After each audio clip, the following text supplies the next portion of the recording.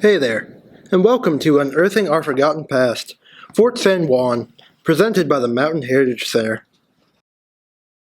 While this video is to partly aid in the construction of the exhibit for any of our fellow institutions, it is also to provide details on the history displayed on the panels and the artifacts within.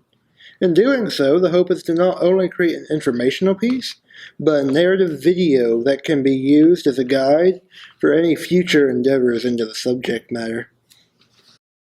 The story of Fort San Juan actually begins with the arrival of the Spanish in the Americas during the late 15th and early 16th centuries.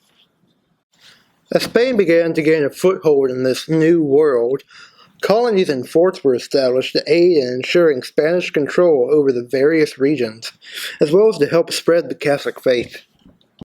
One such colony was dubbed Santa Elena, founded by Captain Pedro Menendez and his company, and what is today known as Parris Island, South Carolina, during early April of 1566. By 1571, Menendez and his family actually moved to Santa Elena and made it the first European capital in North America. Menendez envisioned Santa Elena serving as the first of many Spanish settlements across North America, eventually creating a chain linking the East Coast with Mexico. To this task, Menendez entrusted Captain Juan Pardo, who had saved the fledgling colony from starvation in July of 1566. With what little supplies they could take, on December 1st of 1566, Pardo and half of his men ventured westward into the North American interior. Along their journey, Pardo and his men encountered several Native American settlements. While hostilities were kept to a minimum, Pardo did proclaim, via a French translator named Guillaume Roffi, to each settlement that they were now under the rule of both the Spanish crown and the Pope.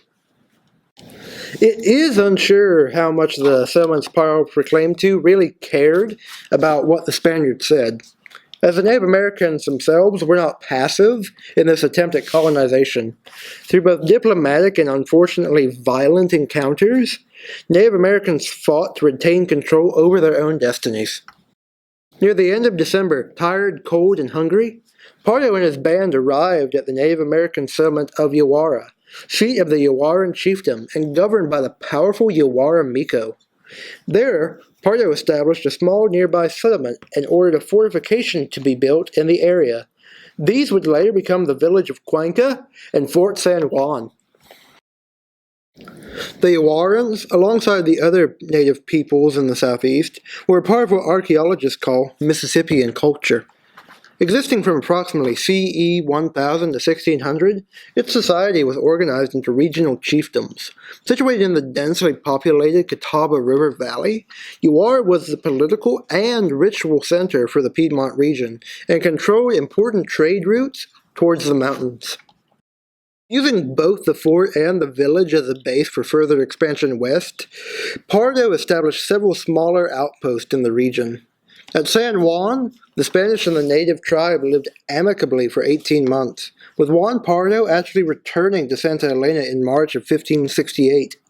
However, in May of that same year, Santa Elena received word that Fort San Juan and Cuenca had been destroyed by the Yawaran people.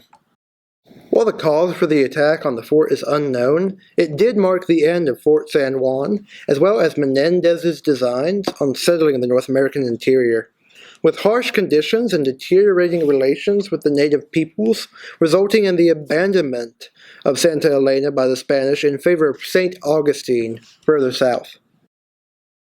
After its destruction, Fort San Juan was lost to history, with the exact placement of the site being forgotten for several hundred years. It was not until the 1930s that the search for both the fort and the town began in earnest. In the 1960s, researchers and archaeologists began to explore an area north of Morganton, North Carolina, called the Berry Site. It was here that archaeologists would later discover the sites of Yawara, Cuenca, and in 2013, Fort San Juan. Excavations of the site would reveal that 5 houses existed in the area, and that while being of Native American design, were in fact constructed by the Spanish. These buildings served as the homes for the Spanish soldiers and constituted the town of Cuenca. The fact that all 5 houses were burned serves as both evidence supporting the destruction of the village and fort, as well as allowing for some remarkable discoveries at the sites. At both Cuenca and Uara, several artifacts have been discovered that provide a window into the worlds of both the Spanish soldiers and the Uaran people. Items believed to have belonged to the Native Americans include pottery, carved soapstone, arrowheads, and smoking pipes. For the Spanish, pottery is included as well, such as Capara blue maholica, which was typically used for medicines and salves. However, they also appear to have possessed clothing items, weaponry, an iron weighing scale for rationing, as well as jack plate armor, that being iron plates sewn onto a quilted coat. These artifacts, while few in number, show us that the Spanish soldiers brought objects associated with everyday life alongside trade goods. This story has largely been forgotten by those of the modern era. Fort San Juan began a process of irrevocable changes both in North Carolina as well as the whole of North America. Through continued excavations, archaeologists unearthed the knowledge of our forgotten past.